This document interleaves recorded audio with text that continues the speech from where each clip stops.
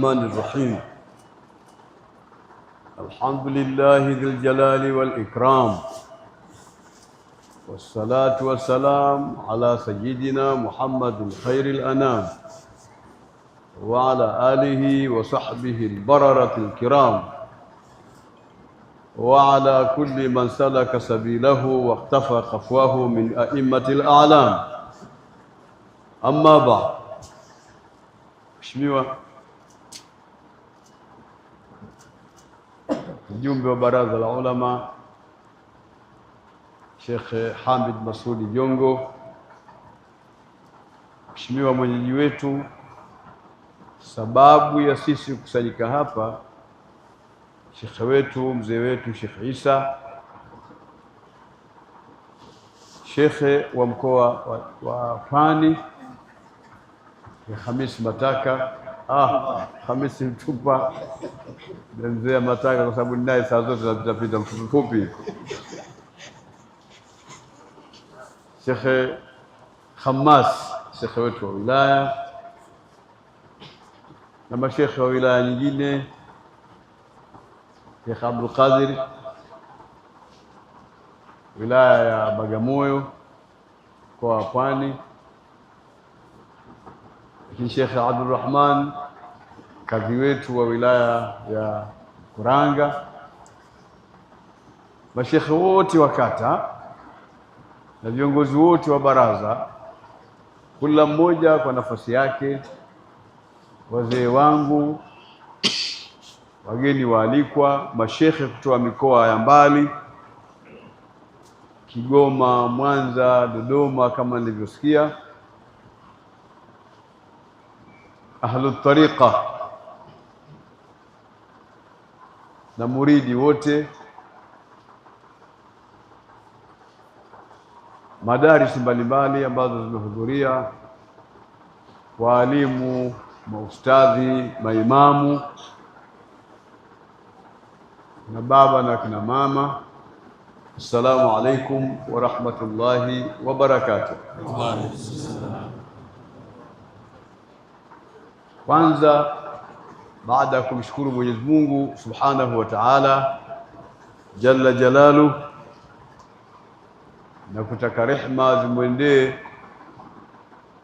mtume wetu Muhammad sallallahu alaihi wasallam, ziwaendee ali zake na sahaba zake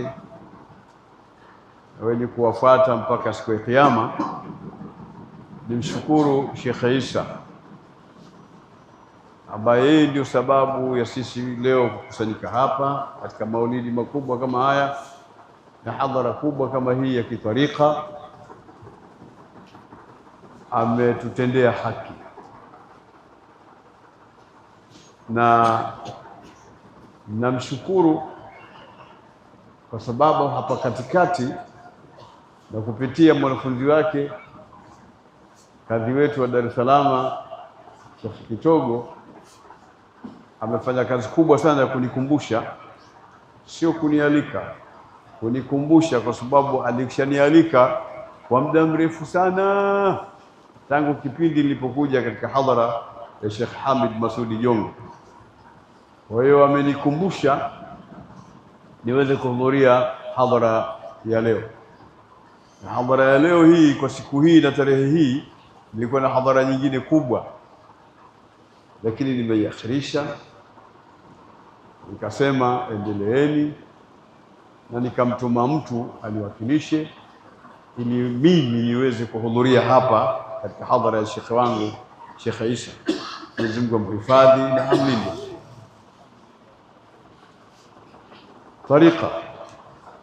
Tariqa hakuna asiyejua, na asiyejua ameitia uziwi tu, lakini hakika ya mambo ilivyo, tariqa ndiyo iliyosimamisha dini. Tariqa ndiyo iliyofanya da'wa kubwa ya Uislamu kwa sehemu kubwa sana. Tunaweza tukasema katika nchi zetu za Afrika Mashariki zote, asili yake ukiuona Uislamu umesimama tariqa. Hata kama kuna watu wengine wamekuwa na mambo yao mengine. Sisi tunaangalia asli. Ukiangalia asli pia utawakuta wametokana na watu wa tariqa. Tariqa imefasiriwa vibaya na baadhi ya watu. Kuna ni mambo yasiokuwa na maana, mambo yasiokuwa na mashiko, hana chochote, wanafanya ibada ambazo sizo, Mtume hakufanya, ashabu Rasulillah sallallahu alaihi wasallam hakufanya, tabi'ina hakufanya, salaf na khalaf wote hawakufanya. Ni mijitu tu imezuka katikati, ikajitia kutengeneza mambo kwa ajili ya kutaka kupata wafuasi tu wa kuweza kuwatumikia. Hayo ni maneno ya watu wanayazungumza kwa sababu ya kutokujua, lakini tariqa ndio iliyoleta dini, ndio iliyosimamisha dini, na watu wa tariqa ndio waliofanya kazi. Ndio maana unapata neno al-alimul amil. Mwanachuoni lazima na vitu viwili, awe kwanza ni mwanachuoni, afu awe mfanya kazi, mtenda kazi, awe mtu wa kazi. Al-alim al-amil. Na watu wa tariqa na mashekhe wa tariqa wamefanya kazi kufundisha dini yenyewe kama dini, kwa kuieneza dini yenyewe kila mahala, lakini kufundisha adabu na akhlaq ambazo ndio haya maadili yanayopigiwa kelele. Kazi hiyo imefanywa sana na watu wa tariqa. Tariqa nini? Rejea kitabu kinaitwa Hidayatul Adhkiya. Kuna ubeti unasema fa tariqatun akhadhun bidinil khaliqi wa qiyamuhu bil amri wan nahyi jala. Anasema tariqa ni kushikamana na dini ya Mungu, akhadhun bidinil khaliq, kushikamana na dini ya Mungu, hiyo ndio tariqa. Na kusimama kwa mtu kuamrisha mema na kukataza maovu, hali ya kuwa wazi kila moja katika hayo mawili, hiyo ndio tariqa. Tariqa kazi yake ni kuamrisha mema na kukataza maovu na kuwafundisha watu mambo ya maadili, tabia njema. Na mimi namshukuru Sheikh Shabani yule mwanzo alizungumza hapa Mapande, Sheikh Mapande, Sheikh Mwalimu Mapande, alhamdulillah, Mwenyezi Mungu ampambe zaidi, ametuanzia vizuri katika kueleza hadhira hii tunayotaka afike. Thumma akaja Sheikh wa mkoa Sheikh Khamisi Mtupa, akazungumza sana juu ya akhlaq na maingilio ya watu katika kuvunjavunja njia ambazo ndio Ahlus Sunna wal Jamaa inatakiwa washikamane. Kisha kaja ndugu yangu Hamid Masudi Jongo, yeye akatia rangi kwa hao wanaozuni watatu hao. Ilikuwa tayari hadhara imekwisha, nikutiwa Fatiha tu tukaondoka, na mimi kazi yangu ikawa moja tu, kuitolea salamu tu ili nione nimesimama. Hii ina maana kwamba ilishatosha mawaidha hayo kwa ni mawaidha ya hadhara hii, na ndivyo ilivyo. Sasa tariqa ni jambo kubwa sana, na tusithubutu kupata fikra ya kuiacha tariqa. Tuendelee kuzitia nguvu tariqa zetu, tuendelee kushikamana na mafunzo yanayotolewa katika tariqa na kufundishwa, na tuwapende mashekhe zetu wa tariqa.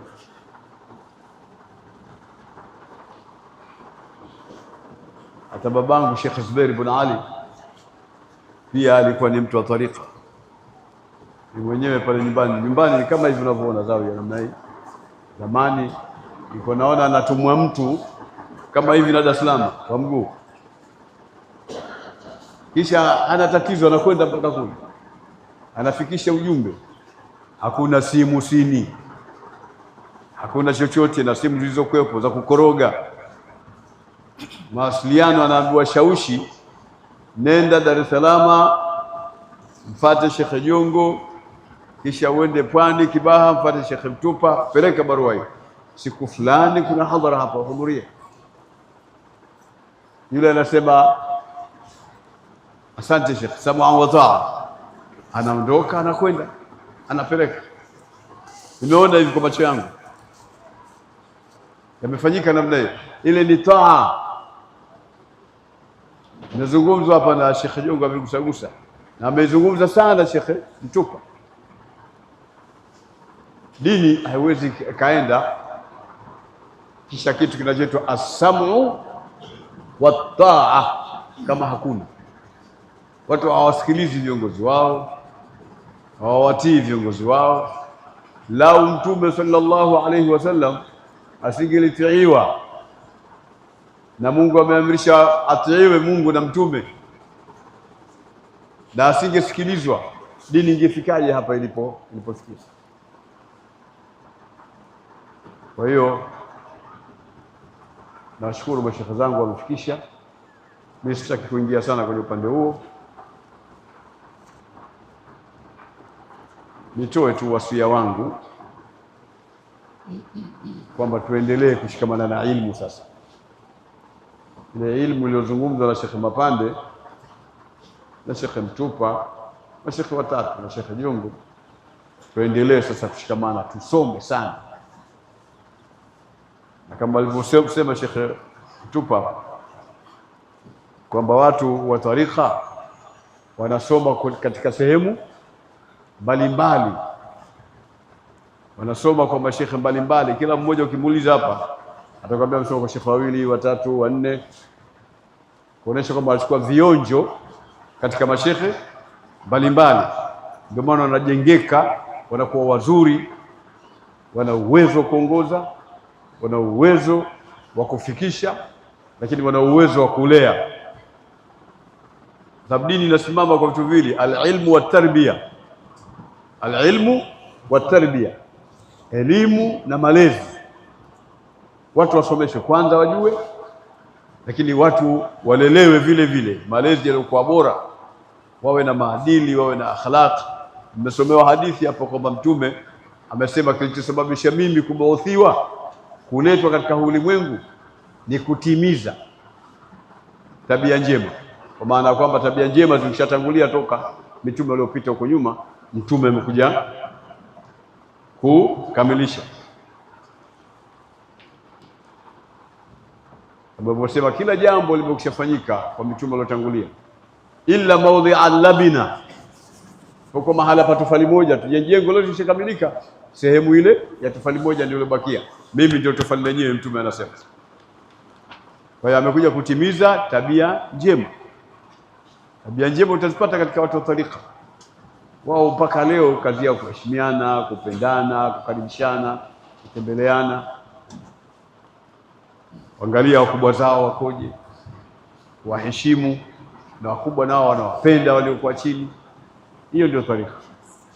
Wasia wangu kwamba tushikamane na tarika, twende na mambo yetu kitarika, tukijua kwamba tarika ndio iliyosimamia dini katika nchi. Kama si hivyo, asimame mtu hapa niambie imeingiaje. Sasa tarehe tunasoma sisi tutakuta mambo hayo hayo. Tariqatul Qadiriyya, tariqatul Shadhiliyya, tariqatul Alawiyya, tariqatul Dandarawiyya. Kuna tarika nyingi. Tariqatul Idrisiyya, tariqatul Aidarusiyya, tariqatul Naqshbandiyya. Na kuna zile tarika zilizokuwa nazo maarufu, zimefanya kazi ya kuleta na kusimamia dini na maadili katika nchi. Ndio maana unasikia mtu fulani wa Muhyiddini. Muhyiddini unafikiri jina gani? Jina la tarika. Asili neno Muhyiddini ni jina la kitarika.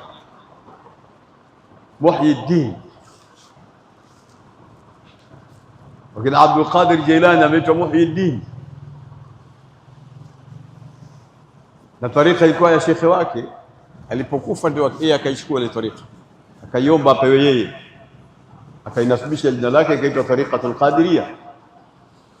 Akaendeleza kazi kama alivyopewa taufiki na Mwenyezi Mungu Subhanahu wa Ta'ala.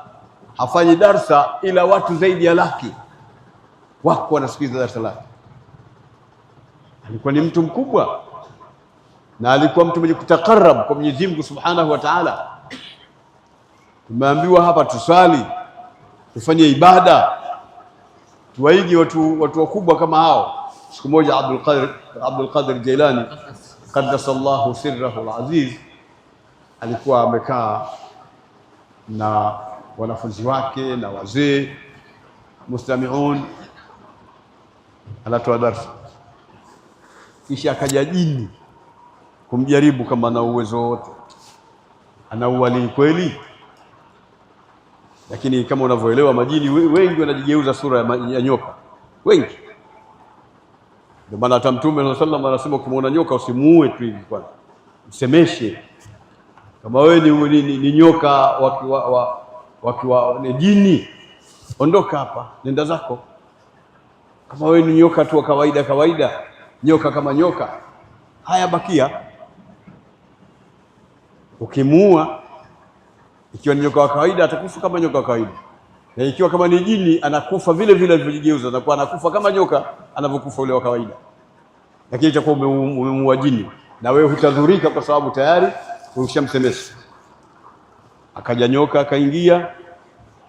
Alipoingia yule nyoka mkubwa, kisha akasimama na kwa mkia wake, baadaye akajibwaga chini yule nyoka, akaingia katika mkono wa juba wa Sheikh Abdul Qadir Jailani.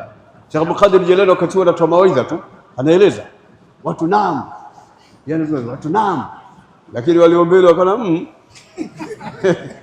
ndio bure bwana hapa kwa sababu jambo hilo bwana, au wengine wakaondoka na nini. Lakini Sheikh Abdul Qadir anaendelea, kajiingiza akatokea huko kwenye ukosi huko, kujivuta nyoka ule kaja mpaka kwenye kaingia kaja chini, fika chini akasimama akatoa ulimi, afu kacheza tikalo familia nyoka ulimi wake huwa anautikisa hivi. Sababu Qadir wana muangalie wana hana neno, yeye anaendelea na Mwenyezi Mungu anasema, Mtume anasema. Qadir Jailani qaddasallahu sirrahu al-aziz, sehemu ya mbele yote nyeupe, watu wamekimbia. Ya Ghaus Azam. Asi kisha yule nyoka kaondoka zake. Siku moja tena amekaa anatoa darsa kwa wanafunzi wake, akaja tena nyoka yule, lakini amekuja na rangi nyingine na amekuja na macho mengine, macho yake mekundu. Sasa yale ya mwanzo yalikuja kwa ya blue, kajigeuza shape na aina nyingine ya nyoka. Alipokuja akafanya vituko vile, akaja akamfunga mpaka kwenye kilema cha Sheikh Abdul Qadir Jailani, kisha akatoa macho na fanya fujo. Tahamaki Abdul Qadir Jailani qaddasallahu sirrahu al-aziz, anaona mstari wa mbele wa nyuma, wa tatu, wa nne, hakuna mtu, watu wote wamekimbia. Kisha akajifungua yule nyoka, kisha akasimama akamwambia, unanijua mimi? Amba siwezi kujua. Anasemeshwa na nyoka, basi siwezi kujua, lakini na wasiwasi wewe ni jini wewe. Akamwambia naam. Akajigeuza akawa katika shape ya mtu, akamwambia mimi ndio yule niliyokuja mara ya kwanza nikakukefya hapa, lakini nimekuona uko thabiti, usubutu, hangaiki, usumbuki, uko vile vile. Ndio mimi nimekuja kuangalia tena kwa mara ya pili, nimekukuta katika hali ile. Nimejaribu mawali wenzako wengine wamekimbia, wameshindwa kuvumilia, lakini wewe ni walii nambari moja, ni mtu uko karibu sana na Mwenyezi Mungu Subhanahu wa Ta'ala, wala hujali kitu chochote katika viumbe vya Mungu, wewe unamjali Mwenyezi Mungu Subhanahu wa Ta'ala. Daraja za watu wakubwa kama hao. Sasa sisi watu wa tariqa tuendelee kushikamana na vitu kama hivi, tuendelee kufanya ibada zetu vizuri, tuswali kwa wingi, usikose kipindi cha swala. Alafu swala za tano hizi ni lazima uswali, lazima uwe na swala nyingine za ziada ambazo ndio za kujipendekeza kwa Mwenyezi Mungu Subhanahu wa Ta'ala. Swala za sunna, kuja swali ya dhuhuri na swali rakaa mbili muakkada, unaswali rakaa mbili ghairu muakkada. Kiswali baada ya dhuhuri rakaa mbili muakkada, rakaa nyingine mbili ghairu muakkada. Almuradi zile sunna ambazo unazijua na umefundishwa usiziache.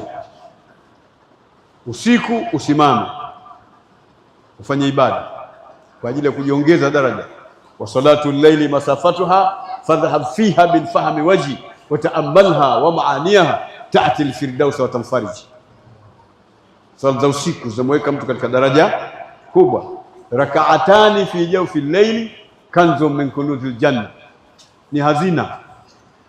Raka hizi ambazo unaweza ukaamka kisha ukaswali katikati ya pinga la usiku, Mtume anasema ni hazina katika jumla ya hazina za peponi. Sasa watu wa tariqa ndio kazi yao kuswali na kufanya sana ibada na kumtaja Mwenyezi Mungu Subhanahu wa Ta'ala, ndio kazi yao. Tusiache kumtaja Mwenyezi Mungu Subhanahu wa Ta'ala. Tuwaona mashehe zetu saa zote wana tasbihi, wanamtaja Mwenyezi Mungu Subhanahu wa Ta'ala, wala tusio na tasbihi kwa ajili ya urembo. Tasbihi kwa ajili ya urembo au watu wako na matasbihi mengi, hana kazi yote. Tasbihi as-subha tahtaju ila al-akl, ile tasbihi ile inahitaji chakula, inataka ile chakula chake kipi? Ni kuitumia ile tasbihi kwa kusema subhanallah subhanallah subhanallah, alhamdulillah alhamdulillah alhamdulillah, Allahu akbar Allahu akbar Allahu akbar, la ilaha illa Allah. Unamtaja Mwenyezi Mungu, sio na tasbihi umekata vipi wewe, sio namna hiyo. Meleka mpaka tunaambiwa madarueshi kwa tafsiri nyingine, lakini kwa madarueshi ni mtu ambaye hana maana, ana hivi, si mnaelewa? Ana chochote darueshi tu yule ana lolote yule darueshi tu. Darwish maana yake ni mtu al-abidu zahid, ni mtu mwenye kumwabudu sana Mungu na ambaye ameupa nyongo ulimwengu, hana haja nao. Ndio neno darwish, ni mtu wa kimungu ameupa ulimwengu nyongo, mgongo, maana hana haja nao, lakini anafanya ibada sana. Mtu huyo ndio anapewa cheo cha neno, ndio amepewa cheo cha darwish.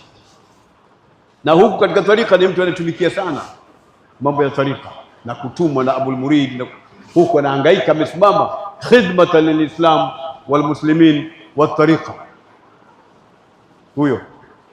Lakini sasa tumekwenda mpaka imekuwa sasa watu wanafasiri vibaya, kwa sababu wana watu wana tasbihi nyingi, alafu wala hamsabihi Mwenyezi Mungu Subhanahu wa Ta'ala, ni wao wenyewe tu.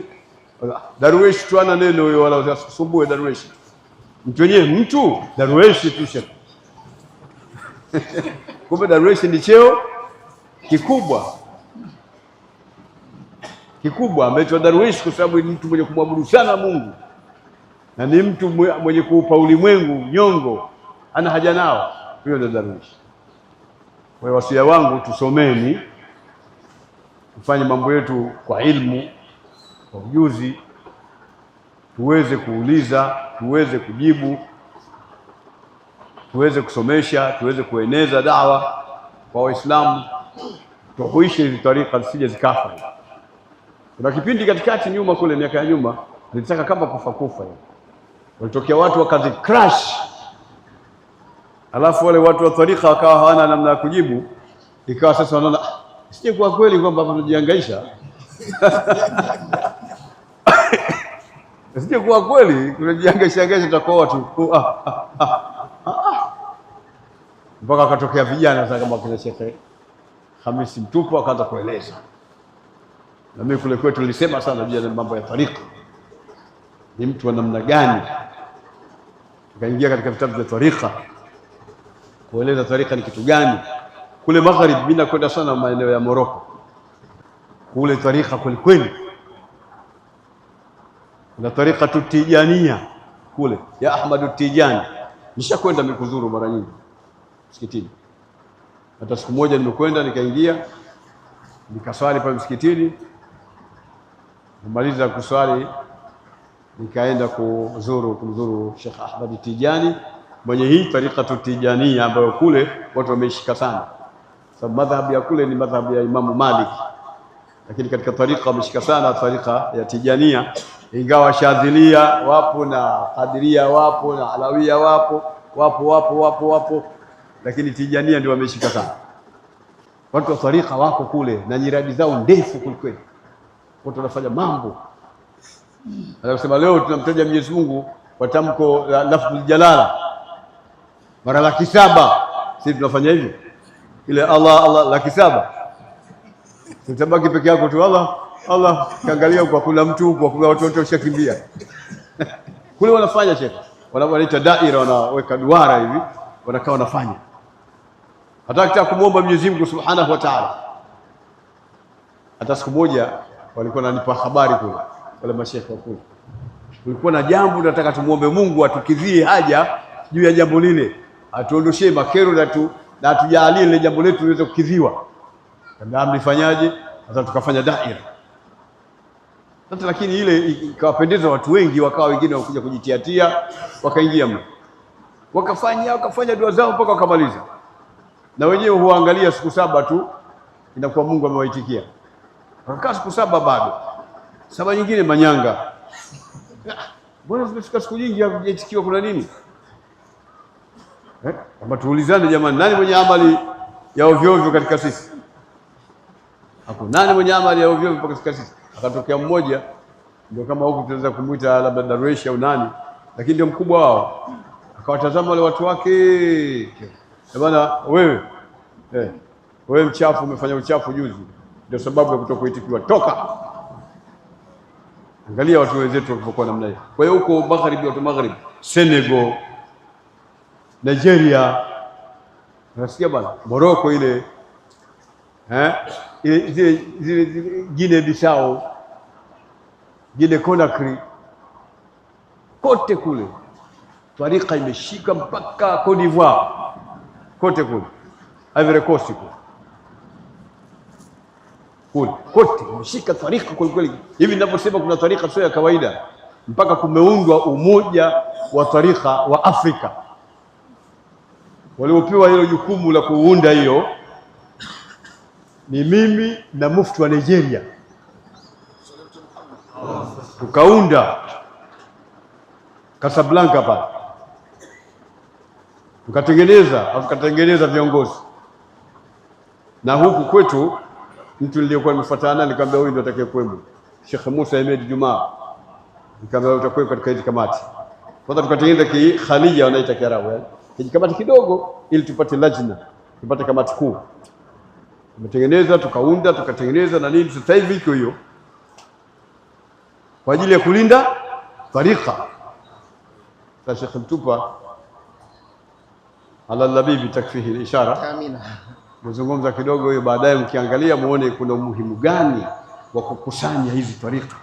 Na mimi katika kitu changu ilikuwepo mambo ya muda mrefu na kuziunganisha na kutengeneza mambo. Watu wote wamekuwa na umoja wao, lakini watu wa tarika hawana. Kwa hiyo hawezi kukusanyisha tarika tu al-Qadiria na Shadhilia, labda wanapokutana kwenye kifo, wanapokutana kwenye nini, maulidi.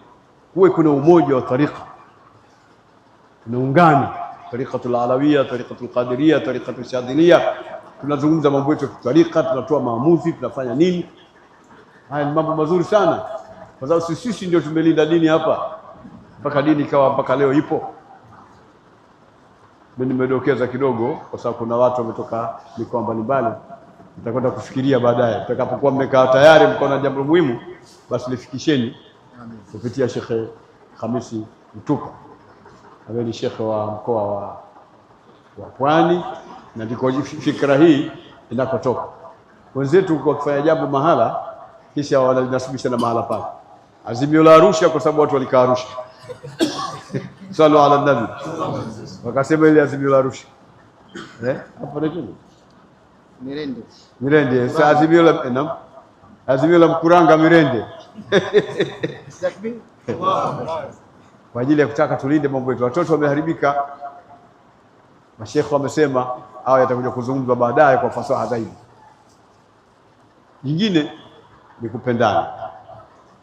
Kimuona mtu wa mwenzako ukapata jambo, Khamisi Mtupa ni shekhe wa mkoa, mpende.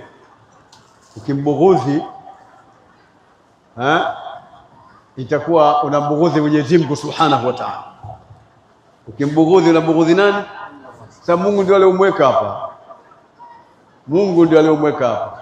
akawapa fikra mufti na jopo lake la ulama na hivi ndio, kama jamani, tumwekeni yule shekhe. Huyo nani? Ni Allah subhanahu wa ta'ala. Sasa wewe unatakiwa umpende, sisemi ukafikiri labda kanambia ni mimi mwenyewe, mimi sinajua mambo yote ya nchi nzima najua. Mpendeni Shekhe Khamisi Mtupa, mpendeni Shekhe wa wilaya Sheikh Hamas. Unaja kumbughudhi, si Mungu kamweka pale, ukimbughudhi umembughudhi Mwenyezi Mungu subhanahu wa ta'ala. Mpendeni Shekhe Abdurrahman Mnyasi kadhi, kama alivyosema yule MC wetu hapa, alisema kitongo si nani Sheikh Hamas amesema kwamba sisi hatukwenda kuomba bado tunataka kazi. Ni mwenyewe mufti tu, na uwekaji wa makadhi uko chini yangu mimi. Mimi nimeona hapana, tumpeleke Sheikh Abdurrahman Mnyasi aje afanye kazi ya Mungu hapa Mkuranga. Sasa tumpende, kawekwa na Mungu, maana hata mimi kuja kumfikiria, wala sijaambiwa na Sheikh Abdullah Yusuf Mnyasi, sije mkafikiria hivyo. Sheikh Abdullah Yusuf Mnyasi wala hajui maskini ya Mungu, yeye kajifunzikia tu, lakini na yeye pia kuja kushangaa, anambia bwana, ile Abdurrahman umempa ukadhi? Kama ndio, haya bwana, asante. Umeelewa? Mpendeni, Mwenyezi Mungu amekupeni mtu kama huyo, mpendeni. Amekupeni shekhe wa mkoa, mpendeni. Amekupeni mashekhe wa wilaya, mpendeni. Mashekhe wa wilaya wote, mashekhe wa kata, wapendeni. Wao ndio wenye kazi kubwa, mashekhe wa kata. Mimi nimeanza ziara kule mkoa wa Tanga, manake sijafanya ziara. Sasa nahisi kwamba niko nyumbani, hakuna haja, lakini nimeona ngoja nifanye. Lakini kienda wilaya yoyote, mashekhe wote wa kata nataka nionane nao. Kwa hiyo nitakuja kufanya ziara mkoa wa Pwani, kila wilaya ambayo Sheikh Khamis atanipeleka nitahitaji mashekhe wa kata ndio nizungumze nao. Takbir, Allah. Manake mashekhe hawa wa mkoa na mashekhe wa wilaya huwa hawataki mashekhe wa kata wakutane na mufti. Kwa hiyo niwapige hapa. Wanaona kama watasemewa, tutafanya nini? Tunataka sisi hao ambao wanakutana na Waislamu chini tuzungumze nao. Nimegundua mambo mengi mikuletana. Ya Abdul Qadir huko. Naam. Nchi nzima nataka kufanya namna hiyo. Ni watu muhimu sana mashekhe wa kata na maimamu na walimu wa madrasa na watu wa tariqa, mashekhe zetu kama kila Sheikh Isa. Mimi nimefurahi sana Sheikh kuleta, wala sio tabu, naona raha kabisa kuja. Kwa hiyo wapendeni viongozi wenu, wapendeni viongozi wenu. Kiwapenda viongozi wenu, mmempenda Mwenyezi Mungu Subhanahu wa Ta'ala na mmempenda Mtume Muhammad. Tumefanya maulidi hapo kwa ajili ya Mtume Muhammad. Sasa wapendeni wanazuoni, ahibul ulama, ndio hawa, hakuna watu wengine, ndio hawa. Wapendeni maimamu, maustadhi, waalimu, mashekhe wa kata, viongozi pia wa kata. Wapendeni viongozi wenu wengine wa kata na viongozi wa wilaya na mkoa, wenye viti, makatibu. Ukiona wanakwenda kombo, ambieni bwana mdogo usiende hivyo, hii inatakiwa uende hivi. Ndio Uislamu, wa amruhum shura bainahum. Ndio asili ya ukhalifa umetokea hapo, wa amruhum shura bainahum. Lakini msilete bughdha, msifanye hivi. Sio mipango aliyoipanga Mwenyezi Mungu na mwongozo aliotufundisha Mtume wetu Muhammad sallallahu alaihi wasallam. Hata katika nafasi nyingine hizi za kisecular hizi, nafasi za kisecular. Kwa mfano nyinyi mna bahati huko, kuna mtu mmoja tu Ulega, Abdallah yule, anaitwa Abdallah. Nadhani bado ni amepata, ni mbunge, lakini amepata nini? Nafasi ya waziri wa nini? Waziri wa ujenzi. Sasa ndio tukampende mtu kama huyo, kwamba sisi tumetoa mtu ni waziri wa ujenzi, jalla jalalu.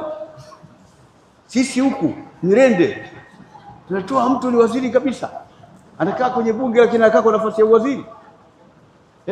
Na kuna watu wengi wana wabunge, hata mimi nina wabunge kule Tanga, lakini sio mawaziri. Saa nyingine mpaka mimi niwafanyie mpango kwamba jamani, msikilizeni huyu jamaa jamani. Lakini yule waziri tayari, ile baraza la mawaziri nini, anakaa afu waziri mkubwa wa nini, wa ujenzi, katika waziri wakubwa. Mpende mtu huyu, mlindeni. ni lulu Mwenyezi Mungu amekupeni. Msipewe kitu alafu kakiona kama hakina maana, ni kudharau neema ya Mwenyezi Mungu Subhanahu wa Ta'ala. Nilikuwa nataka kumigusia kidogo tu, wala si kwamba niko katika kampeni, ni ile maarifa yangu tu ya kwamba Waislamu lazima niwazindue katika kila jambo. Katika kila jambo ninaloona hapa Waislamu watakuwa lazima niwazindue. Kwa mfano nilikuwa nikizungumza sana mambo ya uchumi na wazindua Waislamu kuhusu uchumi. Kwa mfano jamani Waislamu hapa mtaendeshaje Uislamu wenu? Hebu niambieni hapa Mirende na Mkuranga kinachosababisha mpaka Uislamu uweze kunyanyua katika upande wa uchumi ni uchumi upi? Sheikh, ni uchumi gani? Sheikh Abdul Qadir ndio watu wa Pwani, Sheikh Hamas. Ni uchumi gani? Lazima kuwe na mikakati endelevu na ubunifu mpya wa kubuni njia zitakazosababisha kupata pesa zitakazoweza kuendeleza Uislamu katika wilaya ya Mkuranga na kata yetu hii na mji wetu wa Mirende. Ima kilimo, madini, kuangalia namna gani ya kuchimba madini na kupata vitalu vya madini na kuvimiliki, kufungua mabiashara makubwa, kuanzisha mambo ya namna hiyo. Income tutakayokuwa tutaipata pale, tutajenga msikiti, tutachukua vijana wetu watasoma, hawana juzuu tutanunua, hawana misahafu tutanunua, mwalimu vipi hana chochote atapewa, shekhe vipi shekhe Isa atapewa, ili nini? Ili dini iende mbele. Kuna msemaji mmoja mshairi, ubeti huu unatumika sana katika mambo ya balagha. Ma ahsana dina wa dunia idha ijtama, ni uzuri ulioje wa dini na dunia vikiwa pamoja. Dini ipo na dunia iko pale pale, yaani dini ipo na uchumi upo. Uzuri ulioje! Kule Korogwe maeneo ya kijiji fulani cha Mgombezi, alikuwa ndio Sheikh Nuruddin alipokuja Tanga alipewa hicho. Sheikh Amir bin Juma alimwambia kaa hapa, usikae Tanga mjini, kaa hapa. Akawekwa pale. Lakini Sheikh Nuruddin alikuwa tajiri. Pia magari yake yameandikwa msalie Mtume, kazaliwa Maka, nini, mabasi nini, ghasia zote anazo. Eleweka alikuwa anavaa juba, afu ncha ya juba na wana wanafunzi wake, mmoja akakamata ncha ile, nyingine akakamata ncha hii, anakwenda katika hadhara namna mashaallah. Kwa sababu hana njaa, apigi miayo maasana dina wa dunia idha ijtama. Alikuwa namna hiyo,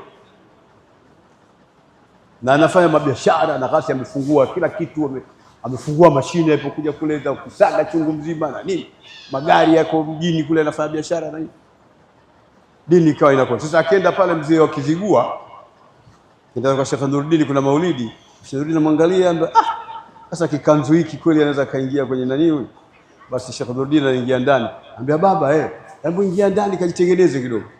Anapelekwa bafuni ajitengeneza na nini, akitoka ba kanzu hii, koti hii, kofia hii, anakwenda anavaa. Akija Sheikh Nuruddin anamwangalia, mashaallah.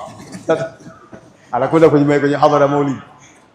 Ni pesa na uwezo wa kiuchumi ambao lazima tuujenge sisi wenyewe. Na mizindua miaka 5, 6, 7 ijayo, tukiendelea kuwa tumekaa tu hivi, tutakuwa hatuna sehemu ya kulima, hatuna sehemu ya kuchimba madini, yameshachukuliwa na wajanja. Alafu tutakuwa kazi yetu sisi ni kuweka kijiwe pale jobless ndogo na kuanza kunywa kahawa, tunakusengenyana. Mtu kaswali hapo, kiswali dhambi zote zinafutwa, si ndio anavyosema Mtume? Alafu mtu anatoka pale anakwenda katika kijiwe, anateta, anazungumza. Sasa shekhe amepita njia zake na nini, kapata pesa kidogo, na samaki nini, unaliona hivi wizi tu, kuibia zetu msikitini. Yale yanaletwa kwa sababu watu hawana kazi, yanaletwa kwa sababu watu hawana ubunifu. Lakini kama watu wana ubunifu, wanabuni maeneo mbalimbali. Kwa hiyo hata huku Pwani fursa mnazo, zitumieni. Na tunaendelea kuwashawishi mashekhe wengine na mikoa mingine ifanye kazi. Kule wapi kunaitwa kule Katavi, kuna eka 30 kule za mambo ya madini, dhahabu nini, Katavi. Naeleweka mpaka hapo. Nameshtua tu. Sasa je, kupumzika bwana. Stani. Naam. Kumtakia. Tunaelezea mambo ya uchumi shekhe. Tutakaa tu hivi hivi. Naona ba. Wewe shekhe, unajua na watu wengi, majuba utaletewa, makoti utaletewa, vilemba utaletewa. Lakini hivyo hivyo utasemwa. Kwamba hicho kilemba na koti yako sio chake. Sijui kuja Waarabu fulani hapo wakafanya mkataba hapa. Achukua milioni 50. Wanasingizia tu, wala waogopi kama kuna Mungu. Haifai kusema uongo, haifai kusingizia.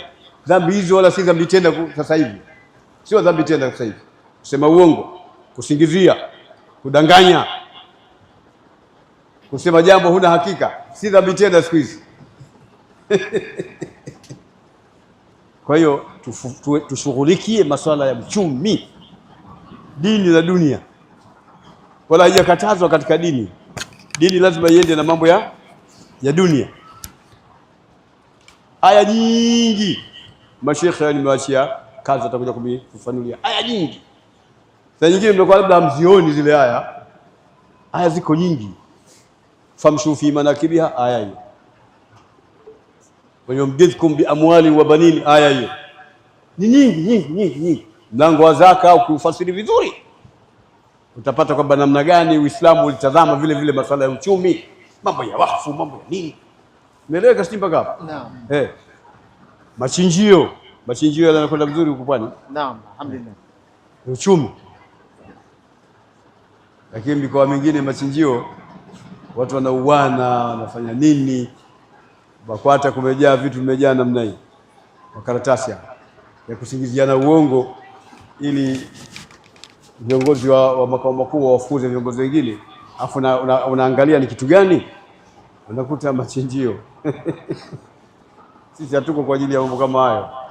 Basi jamani, nataka kuzungumza kidogo, lakini sasa nimekuja kwa mambo mengi. Pole sana. Naomba sana nikomeshe hapa, lakini pia tutamwomba Sheikh Isa sisi aturuhusu, tunaogopa ile mvua. Na mvua imesifiwa sana hapa. Sasa tunaogopa kamalizika hapa na sisi tutaruhusa tuondoke. Wallahu waliyu tawfiq. Assalamu alaykum wa rahmatullahi wa barakatuh. Babdeo Miladu Online TV, pamoja nawe katika kheri.